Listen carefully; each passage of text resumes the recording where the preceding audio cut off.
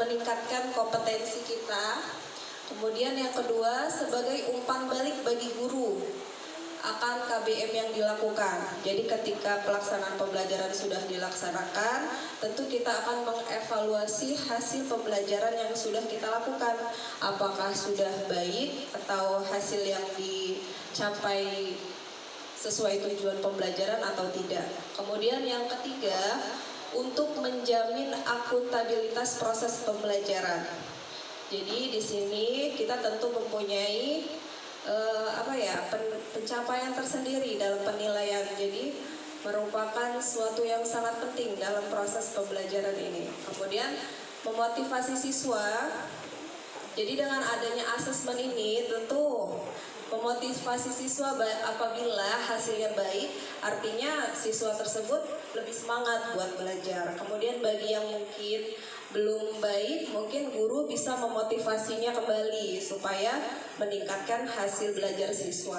Yang terakhir, untuk mendiagnosis kekuatan dan kekurangan siswa.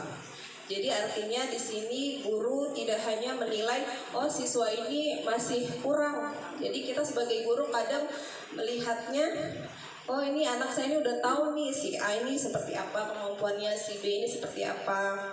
Namun lebih dari itu, ternyata seorang guru itu seharusnya lebih menggali potensi anak, supaya gimana sih anak yang kurang ini supaya dia termotivasi menghasilkan hasil yang lebih baik ke depannya. Lanjut. Nah, ini ada beberapa syarat penilaian yang baik. Yang pertama, valid. Valid di sini Bapak Ibu untuk mengukur apa yang seharusnya diukur. Artinya dari tujuan pembelajaran tersebut, apa sih yang akan dinilai oleh seorang guru tersebut, memakai bentuk tes seperti apa yang akan digunakan oleh guru. Kemudian yang kedua, bersifat relevan, jadi sesuai dengan tingkat kemampuan anak. Tingkat kemampuan anak di level rendah tentu akan berbeda dengan level kelas yang lebih tinggi. Kemudian di sini spesifik, tidak ada ambivalensi jawaban, jadi jawabannya tidak rancu, mempunyai jawaban-jawabannya pasti ya. Kemudian representatif, jadi materi atau soal yang kita ambil tersebut mewakili seluruh bahasan dari materi yang sudah kita tetapkan sebelumnya. Dan yang terakhir, syarat penilaian tersebut harus seimbang dan objektif. Jadi ketika guru mendapatkan nilai anak itu tidak boleh subjektif, harus si A yang nilainya bagus nih di kelas, atau si B ini biasanya dia nggak bagus, memang mungkin kekurangan dia di situ, tapi tidak boleh seperti itu penilainya. Jadi benar-benar secara objektif memberikan kesempatan kepada semua anak dengan standar kompetensi yang jelas. Lanjut.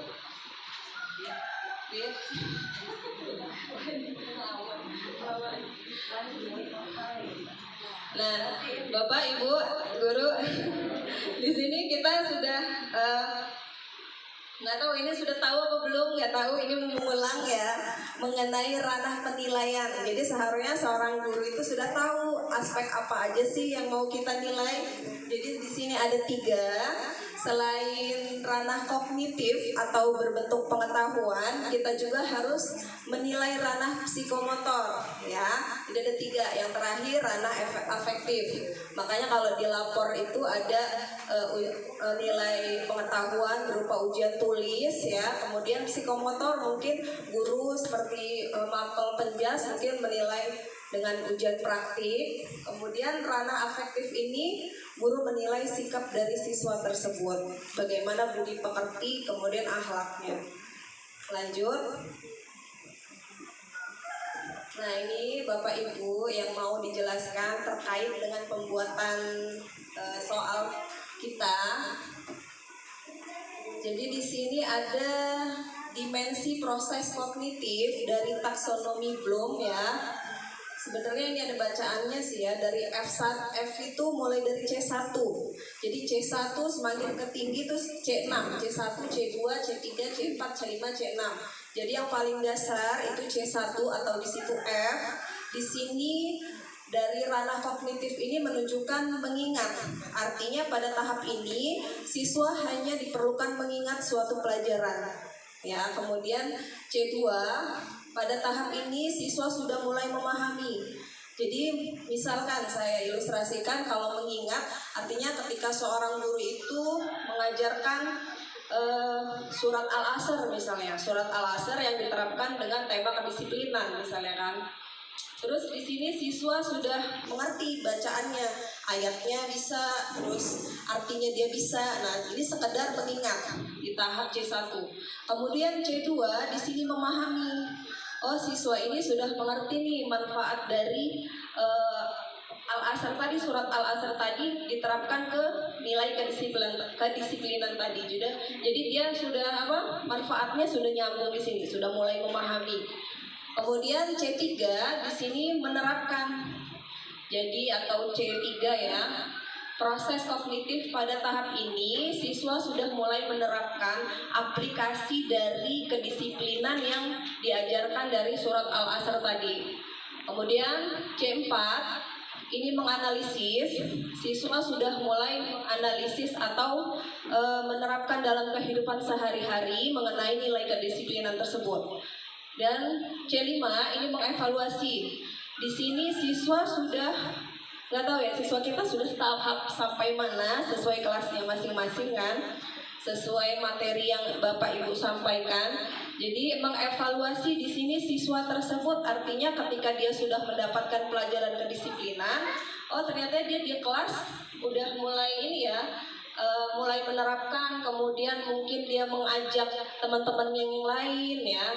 Jadi mulai mengevaluasi, bisa memutuskan, oh artinya dengan saya disiplin, oh saya ini menerapkan sesuatu yang baik gitu. Jadi lebih teratur seperti itu. Jadi tahapan dievaluasi, siswa sudah mulai lebih tinggi lagi ya. Di hanya sekedar menganalisa, tetapi lebih ke evaluasi dia sudah bisa. Yang terakhir C6 ini menciptakan. Jadi siswa selain sudah bisa mengevaluasi, dia sudah menciptakan hal-hal baru terkait yang didapatkan dari kedisiplinan tersebut. Dan dia sudah mengerti untuk mengaplikasikan manfaat dari ajaran Islam tadi mengenai surat Al-Asr tersebut. Kira-kira penjelasan saya nyambung? Nyambung ya, amin. Lanjut. Kalau nyambung praktek ya. Ini level soalnya Bapak Ibu. Jadi ada C1, C2, C3 itu masuk ke soal bentuk soal LOTS atau lower order thinking skill ya. Jadi soalnya ini biasanya dia masih level rendah, kemudian atau bukan rendah, yang mudah, lebih mudah. Kemudian HOTS. Apa HOTS? Ada yang tahu nggak? Higher order thinking skill. Jadi di sini sudah masuk C4, C5, C6. Jadi udah mulai sukar nilai tingkat kesukaran soalnya. Lanjut. Nah, ini kata kerja operasional yang sangat penting untuk kita gunakan untuk membuat soalnya.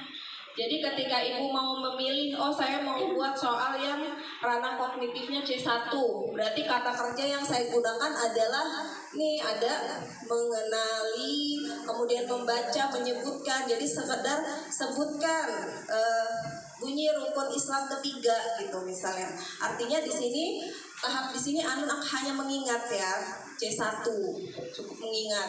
Atau siapakah yang menciptakan alam semesta, jadi dia ingatnya Allah gitu. Jadi hanya mengingat, belum mendalami proses penciptaannya seperti apa, belum. Jadi dia masih tahap mengingat saja.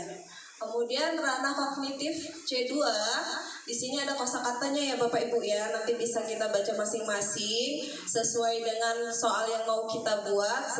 Sesuaikan kata kerja yang mana sih yang sesuai kognitifnya dari C1 sampai C6 tersebut. Lanjut Pak Adit.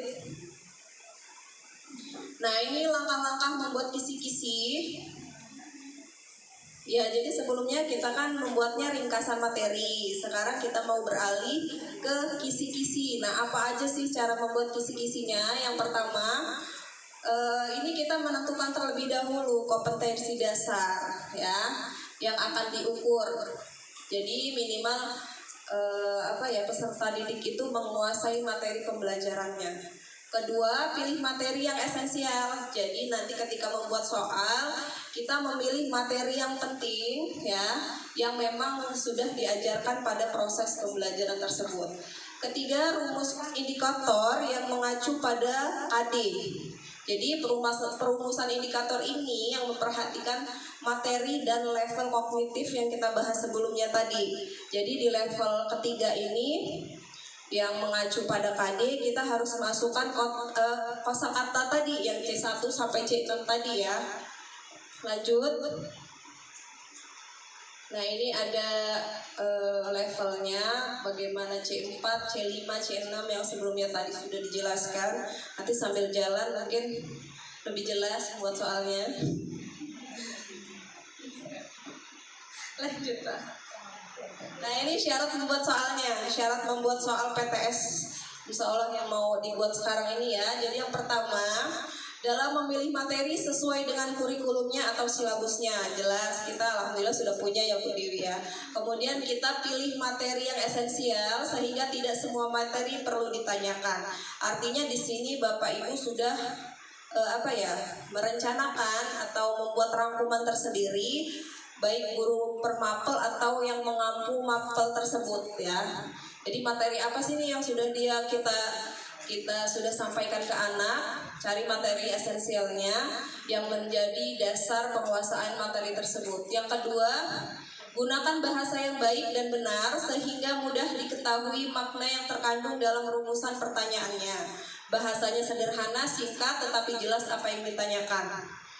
Ketiga, hendaknya jangan mengulang-ulang pertanyaan terhadap materi yang sama sekalipun untuk asibilitas yang berbeda, sehingga soal atau pertanyaan yang diajukan lebih komprehensif daripada segi lingkup materinya. Jadi misalnya mau membuat soal tentang rukun iman atau rukun Islam, jadi mungkin nomor 1, 2, 3 udah penuh semua tuh tentang rukun iman. Nah artinya di sini nggak usah mengulang materi yang sama, tapi dibuat materi lingkup materi yang berbeda ya. Lanjut Pak. Keempat, nah ini khusus yang baru karena kita mau menyambut kurikulum merdeka, jadi kita mau mencoba membuat 3 soal dari soal yang kita buat, baik dari isian atau uraian. Ini 3 soal berbentuk soal literasi. Nah, Bapak Ibu, apakah sudah pernah atau memang tahu gitu soal literasi yang memang sudah kebanyakan? Ini kan rata-rata soal literasi ya. Soalnya udah penuh bacaan, kita tes-tes aja kalau ada yang pengalaman tes PPG dan segala macam itu udah berbentuk soal literasi panjang-panjang semuanya ya. Jadi memang yang digalakkan pemerintah memang seperti ini. Kemudian yang kelima, setiap pertanyaan yang diajukan sebaiknya telah ditentukan jawaban yang diharapkan, minimal pokok-pokoknya. Jadi nanti memang kemarin kalau misalnya kita buat soal nggak pakai jawaban, sekarang kayaknya lebih baik dibuat ya Bu ya, supaya ketika mengoreksi itu lebih cepat, lebih mudah. Jadi kita nggak nyari lagi ngisi-ngisinya, nggak ngira-ngira lagi. Atau memang kalau guru yang sudah berpengalaman mungkin udah mengerti, tapi ketika membuat administrasinya tetap dibuat soal jawabannya. Lanjut. Nah ini contoh soal berikut dengan tingkat ranah kognitifnya ya. Ada C1 berbentuk isian ya. Nih nomor 1, panitia 9 berhasil merumuskan dasar Indonesia Merdeka yang disebut. Jadi langsung dia hanya sekedar mengingat ya. C1, kemudian ada C2. Ini sudah tahap perbedaan rumus Pancasila yang disahkan sampai saat ini dengan Piagam Jakarta terdapat dalam sila. Tadi C1, C2 masih ingat nggak Bu? C1 mengingat, C2 memahami, C3 menerapkan, C4 menganalisis, C5 mengevaluasi, terakhir C6 menciptakan. Nah di sini. Lanjut Pak Adit. Ini berbentuk sama ya, artinya di sini Bapak Ibu diserahkan mau C1 atau C sampai C berapa itu maksimal C4 ya, karena kata Bu Dewi jarang di sini yang C5, C6 sampai sana, kecuali mungkin ujian praktikum. Mungkin bisa langsung praktek ya. Jadi kalau untuk menyusunnya, alangkah baiknya misalnya soalnya tersebut ranah kognitifnya berurutan, jangan baru nomor 1 langsung C3 gitu kan. Jadi yang rendah-rendah dulu, jadi C1 dulu berurutan sampai 5 nomor, C baru C2. Jadi jangan langsung sebutkan langsung kayak gitu, jangan langsung C tinggi ya. Lanjut.